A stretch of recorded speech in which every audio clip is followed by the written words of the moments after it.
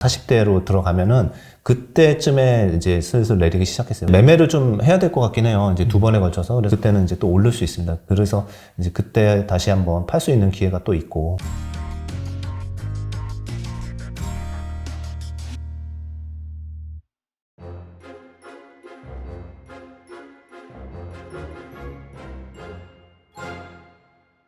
네, 그로스의 자산운용의 김태홍 대표님 모셨습니다. 안녕하세요. 네, 안녕하십니까. 대표님 잘 지내셨습니까? 아, 네네. 오랜만에 나왔습니다. 네. 저희 한 5월 한 말 정도? 그때 예. 촬영을 하고, 이제 예. 다시 지금 또 촬영을 하는데, 그때랑 지금이랑 지수 순위 좀 비슷하긴 해요. 그때보다 좀 낮은 상황이긴 네. 한데, 예. 그래도 좀 바닥 찍고 반등하는 그런 국면이 그렇죠. 있어가지고, 많은 일이 있었습니다. 근데 여전히 아직까지도 하락장이 좀 지속이 되고 있고, 그리고 저희가 촬영일이, 지금 11월 2일입니다. 바로 이제 그렇죠. 내일 새벽에 네. FOMC 회의가 있죠. 그래서 약간 중요한 그런 순간을, 이벤트를 앞두고 있는데, 그래서 이 FOMC가 사실 시장의 가장 큰 관심사긴 하잖아요. 네. 이 이후에 시장은 좀 어떻게 흘러갈지 대표님의 좀 의견이 예. 궁금합니다. 저희가 촬영일이 하루만 늦어도 제가 좀 더 편안하게 얘기할 수 있을 텐데, 왜냐면 그냥 컨닝하고 난 다음에 얘기하면 더 이제 기조나 이런 걸 알 수 있는데, 그렇죠. 사실 이제 뭐라 할지 모르겠는데, 일단은 지금 보실 때는 이미 이제 발표 후시니까, 네, 이제 좀 더 많이 저희보다 알면서 이제 보실 것 같은데요. 그럴 것 같아요. 그러니까 이제, 일단은 뭐 75bp 올리고, 그 다음에 이제 12월에 지금 반반이잖아요. 50인지 75인지. 근데, 맞아요. 네. 그대로 뭐 75를 할 수도 있고 50을 할 수도 있는데, 어쨌든 약간 연준이 걱정하는 거에 대해서들 얘기를 할 것 같아요. 그러니까, 물가는 좀 떨어지고 있는데, 빨리 안 떨어진다 이런 걱정을 할 것 같고, 그리고 이제 경기가 뭐 생각보다 지금 좋아서 문제는 없을 것 같은데, 또 금융기관들이나 뭐 채권시장이라든지 국채시장이라든지 이런 쪽에 상당히 금융 리스크가 좀 있을 수 있다. 이런 것들도 좀 예의주시해야 된다. 이런 식의 그런 인식이나 또는 코멘트가 있을 수도 있을 것 같습니다. 그래서 결과적으로 저희가 볼 때는 꼭 뭐 내일이 아니더라도 연말에 한번 랠리가 있을 수는 있을 것 같고요. 지금처럼 이렇게 조금 더 올라가는 모습이 있을 것 같은데, 네. 그게 이제 바로 모든 하락 조정이 끝나고 바로 올라가는 그렇게는 보지 않고 있고요.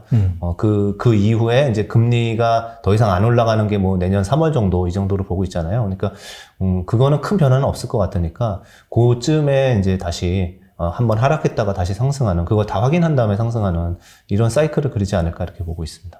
그리고 미리 완화적인 발언을 할 필요는 없을 것 같아요. 왜냐하면은 예를 들어 12월에 50bp 올려야 되면 그때 올리면 되는 거지. 지금부터 미리 뭐 그런 힌트를 줘가지고, 지금 안 그래도 주가가 막 올라가고 이러면은 사실 물가를 잡을똥말똥한데 여기서 또 괜히 희망을 줬다가 또 안 잡힐 수도 있거든요. 그렇기 때문에 계속 이렇게 매파적인 발언은 이어갈 거예요. 갈 것 같은데, 근데 몇 가지 가정들을 이렇게 더 달지 않을까 이렇게 생각하는 거고. 그리고 이제 12월에 봐서 이제 부정이 크면은 그때 바로 해버리면 되기 때문에 50으로 낮추거나 이렇게 천천히 하거나 이러면 되기 때문에, 저희는 뭐 그렇게 생각은 하고 있습니다. 네. 그럼 뭐 혹시라도 시장에서 우려하는 뭐 원론적인 입장을 고수한다 하더라도 단기간 충격은 있을지언정, 그렇다고 해서 막 새로운 막 가격대로 엄청 빠지거나 이제 그런 것보다도 네. 어차피 금리 인상의 끝자락은 가까워지고 있으니, 그렇죠. 그런 부분을 네. 보면서 오히려 약간 좀 조정을 받았다가 우상할 가능성이 있다. 그렇게 보시는 건가요? 네, 맞습니다. 예. 알겠습니다. 그거 말고 또 중요한 이벤트가 또 중간선거잖아요. 네. 다음 주에 있는 걸로 알고 있는데, 약간 역사적으로 봤을 때 이 중간선거 전까지는 시장이 좀 불확실해서 좀 빠지고, 하지만 그 이후부터는 불확실성이 해소되면서 뭐 상승했다라는 그런 의견이 많은데, 어떻게 보시는지 궁금합니다. 네. 뭐 선거는 뭐 알 수는 없지만 그냥 저도 뉴스 보는 게 다거든요. 근데 보면은 이제 공화당이 어느 정도 장악을 할 것 같고, 상황까지 장악하게 되면은 이거는 조금 얘기가 달라지긴 하지만, 그래도 그런 해석을 하는 기사들을 봤어요. 뭐냐면은 공화당이 뭐 상하의원을 다 장악했을 때 주가가 상승률이 좋았다, 뭐 이런 얘기들이 좀 통계적으로 나와 있는데, 만약에 그러면은 이제 한국에서 걱정할 수 있는 부분은, 그러면은 바이든이 발표했던 뭐 인플레이션 감축 법안이라든지, 또는 뭐 신재생 에너지에 대한 투자에 대한 법안이라든지 이런 부분들이 약간 훼손될까봐 그런 걱정을 할 수 있는데, 사실 그것도 보니까 그 법안 자체가 이제 뭐 2년간은 건드릴 수 없는 이렇게 얘기를 하더라고요. 그러니까 결과적으로 갑자기 공화당이 됐다 그래가지고 뭐 친환경 에너지 정책 이런 것들이 확 바뀌고 이러진 않을 것 같아요. 그러진 않을 것 같아서 전체적으로 큰 기조는 이어질 거고, 그리고 이제 공화당이 민주당에 비해서는 시장 친화적이고 이런 정책이 많기 때문에 전체적으로 뭐 시장에 별로 나쁜 건 없을 것 같고, 마지막으로 말씀하신 것처럼 불확실성도 해소가 되기 때문에 저희는 뭐 그렇게 나쁜 이벤트라기보다는 긍정적인 이벤트로 보고 있습니다. 네. 그러면 이제 연준이 피봇을 선언할 때가 진짜 이제 증시의 바닥이다. 그런 말이 많긴 하거든요. 네네. 여기에 대해서 어떻게 생각하시는지 궁금합니다. 네. 그 과거에 한 70년 사이클 보면은 이제 그때들도 다 이제 금리 쭉 올리다가 막판에 이렇게 이제 정책이 딱 바뀌잖아요. 이제 네. 더 이상 안 올린다 이러면서 피봇이 되잖아요. 네. 이제 그럴 때 보면은 그때 빠진 때도 있었어요. 사실은 주가가. 근데 지금은 어느 때랑 비슷하냐면은 제가 그래서 일부러 차트를 이제 만들었던 걸 하나 갖고 왔는데 지금 비슷한 게 과거에 82년도 맞아요. 이때랑 비슷하고 73년도랑도 또 비슷합니다. 그래서 잠깐 설명드리면은 73년도, 82년도 둘 다 이제 그때 유동성이 베트남 전쟁 73년 먼저 보면은 미국에서 베트남 전쟁 이후로 과도하게 유동성이 풀려 있었고요. 그리고 이제 중동 1차 전쟁이 있었어요. 그래서 이제 유가가 거의 4배나 올라가면서 지금처럼 전쟁도 있었고 물가도 굉장히 높았죠. 그래서 10% 이상 올라갔던 때이기 때문에 강력하게 긴축을 하면서 이제 결과적으로 피봇이 됐을 때 그때는 주가가 확 올라갔어요. 그리고 지금 차트에 보여드리는 건 두 번째 중동 전쟁 2차 전쟁이 79년인가 있었거든요. 그때도 이제 유가가 급등하고 하면서 물가를 잡은 듯 했는데 이게 이제 그 전 아서라는 이제 연준 위원장이 너무 빨리 금리를 내리니까 다시 물가가 올라갔거든요. 그러면서 이제 79년에 폴 볼커가 들어오면서 강력한 긴축, 그래가지고 이제 이자율 20%까지 올리면서 뭐 사실 인플레이션을 확 잡았죠. 근데 그게 그 사람은 지금 자꾸 소환을 하지만은 그 사람 정책으로 인해서 경기 침체 2번이 나왔어요. 그러니까 그때 굉장히 고통스러웠고 지금 어떻게 보면은 실업률 10% 넘어가고 작사를 냈었어요. 사실은. 작사를 냈었고, 그러니까 V자 반등이 나왔던 거거든요. 그래서 지금 차트에서 보시는 게 보면은, 네. 여기가 이제 톰리라는 펀드 스트레스라는 거를 잘 만들었기 때문에 제가 따왔는데, 볼커가 82년 10월 5일에 네. 그 정책을 변화시키겠다라는 말을 하면서부터 상승을 해가지고, 그 거의 1년 반 동안 빠졌던 27% 빠졌는데 이거를 다 메꾸고 그냥 바로 수직 상승을 했었어요. 이때가 피봇이 있었을 때 이런 수직 상승이 있었던 거죠. 그러니까 지금은 이때랑 비슷해요. 환경이. 네. 그렇지만은 이렇게 수직 상승 이 정도는 안 보고 있어요. 예, 왜냐하면은 이때는 경기를 작사를 냈다가 V자 반등을 시킨 거고 지금은 그렇게 못 하고 있거든요. 아직은. 그래서 이제 그런 부분, 예를 들어 리만 사태 때도 몇 개 은행이 망가지고 이제 리만도 부도나고 센츄리 부도나고 뭐 이렇게 하면서 거의 큰 구조조정이 단기간에 일어나니까 V자 반등이 나왔잖아요. 근데 지금은 아직까지 그렇게 뭐 망한 뭐 은행이라든지 이런 게 없고 그럴 이유도 별로 없고 그래서 이번에는 탈출을 할 건데 이렇게 천천히 올라갈 것 같습니다. 네. 근데 이제 피봇이라는 게 결과적으로 이제 뭐 금리를 내린다? 네. 긴축에서 완화로 돌아선다? 네. 그런 의미잖아요. 네. 근데 그렇게 하기까지는 아직까지 상당한 좀 시간이 필요할 것이잖아요. 왜냐하면 금리 인상을 예를 들어서 내년 한 1분기에 이제 정점에서 멈춘다라고 해도 바로 이제 금리 인하로 가는 게 아니라 또 상당 기간 좀 그렇게 유지할 수 있는 그런 부분이 그렇죠. 있어서 네. 그래서 약간 좀 부정적으로 보시는 분들 입장에서는 그렇게 계속해서 높은 금리를 유지하면서 경기가 망가져가지고 뭐 상당히 좀 많이 빠질 수 있다. 그런 부분도 좀 염려하는 걸로 좀 알고 있는데 네. 그래서 나중에 피봇을 한다 하더라도 정말 진정한 경기 침체가 와가지고 그때도 빠질 것이다. 그렇게 보신 분도 있어요. 여기에 대해서 어떻게 생각하세요? 그것도 전혀 틀린 얘기는 아니죠. 왜냐면, 근데 피봇은 이제 일단은 올리는 걸 멈추는 것도 피봇이라고 부르더라고요. 네, 이제 정책이 이제 변환이기 때문에. 네, 그래서 바로는 못 내리는 건 이제 당연하고, 그 다음에 이제 물가가 얼만큼 떨어지는가를 보면서 그리고 언제 내릴 거냐면은 사실상의 그 옛날에도 보면은요 ISM 제조업 지수 제일 많이 보는 거 있잖아요. 그게 이제 50 밑으로 내려가서 40대로 들어가면은 그때쯤에 이제 슬슬 내리기 시작했어요. 그러니까 경기 침체가 들어와야지 내리거든요. 네. 그래서 이제 경기는 그리고 또 일부러 우리가 침체를 만들고 싶은 부분이 있잖아요. 물가 때문에. 네. 그렇기 때문에 지금 침체가 이제 그러니까 하드 랜딩을 하느냐 아니면 소프트 랜딩을 하느냐 이런 부분에 있어가지고 걷잡을 수 없는 부실이 막 터지고 뭐 리만 사태처럼 알 수 없는 부동산 버블의 CDO 막 이런 파생이 다 터지고 이 정도는 아닌 게 그때는 몰랐거든요. 정책 당국자들이. 그렇죠. 예. 네. 그러고서 다 터져버렸던 거고 지금은 정책 당국자들이 알아요. 예. 그리고 이제 가계자산이 얼마나 튼튼한지 기업이 얼마나 튼튼한지를 알고 은행도 지금 부도날 거는 미국에서는 뭐 없는 것 같아요. 그래서 이제 그런 부분을 알기 때문에 천천히 이렇게 숨통을 쥐어가지고 실업률이 올라갈지언정 어쨌든 물가가 떨어지면은 그때 그리고 경기가 나빠지면 그때 이제 내리겠죠. 근데 여기서 틀릴 수 있는 거는 그래서 이제 저는 이제 그 소프트 랜딩 한다. 경기 침체는 들어가는데 그 안에서도 하드 랜딩과 소프트 랜딩이 있는데 그냥 쉽게 얘기하면 이런 거죠. 경기 침체가 1년 반이 이상 가면은 그 하드 랜딩인 거죠. 예, 그렇게 오랜 동안 경기 침체를 탈피하지 못하고 네.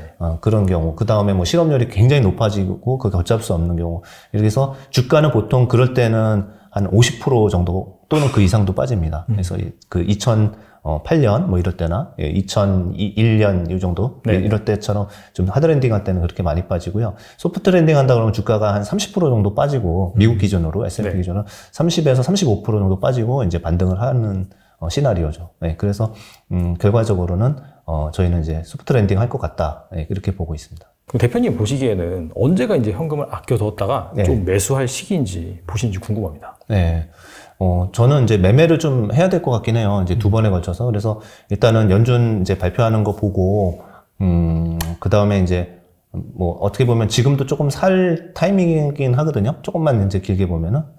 어쨌든 연준이 저는 속도 조절은 어떻게든 할 것 같다라는 생각을 하기 때문에 지금 이제 샀다가 좀 반등을 많이 하면은 그때는 좀 줄여야 되는 이런 반등이고, 네, 거기에 다 확인하고 막 올라가는 거 추격 매수하면은 또 한번 빠질 수가 있기 때문에 많이 먹을 건 없을 것 같아요. 그래서 지금 이제 조금 빠지면은 지금 같은 때 이렇게 뭐 연준이 좀 호기시하게 얘기해서 빠졌다 이러면은 빠질 때 조금 사고 그 다음에 연말쯤에 또 반등할 수 있거든요. 왜냐면 말씀하신 것처럼 거의 끝나가잖아요. 그 금리 인상 사이클에 거의 막바지에 있거든요. 그리고 계속 우리가 얘기하는 게 아니라 이제 파생에서나 파생 시장에서나 또는 연준들이 얘기하는 것도 내년 2월 아니면 3월에 멈추는 걸로 이게 돼 있거든요. 그러니까 그때 가면은 확실히 둔화되면서 그때는 이제 또 오를 수 있습니다. 그래서 이제 그때 다시 한번 팔 수 있는 기회가 또 있고 또 밑으로 떨어지면 또 살 수 있는. 그러니까 그 전에 뭐 3달, 4달 전 같은 경우는 계속 뭐 저점 매수하기는 좀 겁이 나는 때였잖아요. 근데 지금은 이제 매수했다가 매도했다가를 반복해도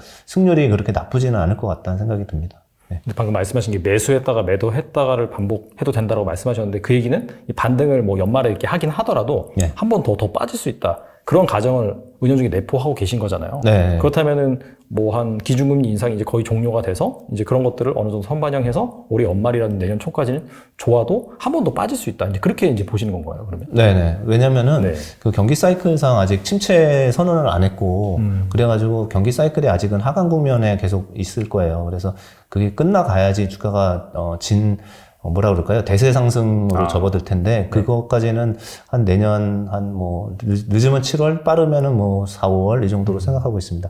그래서 이제 하나 데이터를 좀 보면은, 이제 저희가 뭐 먼저 생각하는 거는 왜 뒤에 한 번 더 빠지냐면은, 지금 긴축했던 효과들 중에서 나쁜 효과들이 결국은 기업이익이 줄고 소비가 주는 것들이 내년 초에 많이 나올 것 같아요. 네, 그러니까 지금은 일단 1차 환호는, 야, 금리 인상 거의 끝났어. 끝났고 피봇이야 이러면서 한번 올라갈 수 있죠, 랠리가.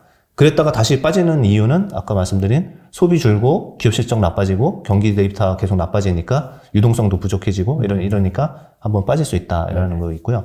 두 번째로 지금은 이제 많이 익숙해지셨는데 제가 좀 일찍 나왔으면 더 잘 말씀드렸을 텐데 차트에서 보시면은 이런 문제들이 생겼어요. 그러니까 금융 시스템 리스크가 좀 생겼거든요. 그래서 이게 이제 국가 소버린 문제. 그러니까 국가들 특히 뭐 영국, 일본, 중국, 한국 다 이제 미국에 비해서 너무 이제 그 환율 차이가 많이 나고, 그리고 환율 차이가 많이 나면은 누가 유로 갖고 있겠습니까? 계속 그 유로화 팔아가지고 금리 훨씬 많이 주는 미국 국채 사고 이런 식으로 이쪽으로 일방적으로 흘러갔기 때문에 통화의 그 환율이 굉장히 국가들한테 불리하게 이제 작용을 했죠. 그 불리하게 작용하니까 예를 들어 유럽 같은 경우는 유로 통화 나빠지니까 계속 수입 물가가 계속 올라가잖아요. 예, 미국은 수입 물가가 계속 낮아지고.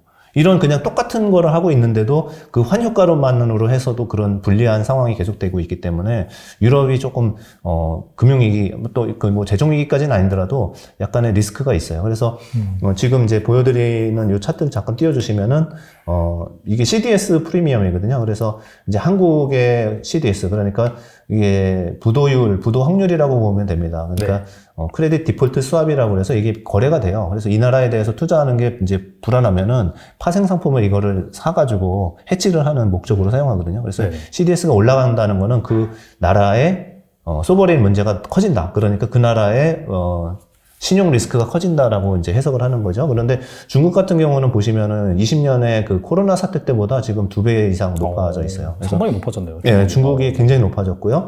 한국도 최근에 그 ABCP 문제라든지 레고랜드 문제 이런 거 하면서 이제 좀 올라갔고요. 영국은 확 높아졌다가 지금 이제 총리 바뀌고 그래서 이제 영국 시장, 국제 시장이 한번 출렁거렸잖아요. 맞아요, 네. 네, 그러면서 이제 사실 100조 원 정도 긴급하게 이제 채권 매입을 했거든요, 정부에서. 그러면서 좀 안정이 됐고 순핵 총리 교체되면서 일단 안정됐어요. 근데 이 부분도 상당히 이제 아직은 불안한 부분이 이제 이게 이제 골드만삭스 자료인데 영국의 네. 3분기, 4분기 GDP가 생각보다 더 마이너스가 많이 될 거다라는 엊그제자 자료거든요. 예, 그러니까 지금 유럽 경기는 미국보다 훨씬 나빠요. 예, 그러니까 이런 문제들이 미국이 일방적으로 금리를 계속 올리게 되면은 미국은 좀 그래도 괜찮은데 버틸만 한데 유럽이나 중국이나 일본들에 대해서 파열음들이 생기는 거죠. 그러면은 거기에 위치한 은행들이라든지 이런 데에서 부도가 날 수도 있는 거죠. 이거는 알 수 없는 리스크예요. 그래서 이제 영국의 그 파생상품 문제 생겼던 것도 영국의 국채, 그러니까 연금에서 터진 게 240조 원이 날라갔거든요, 이번에.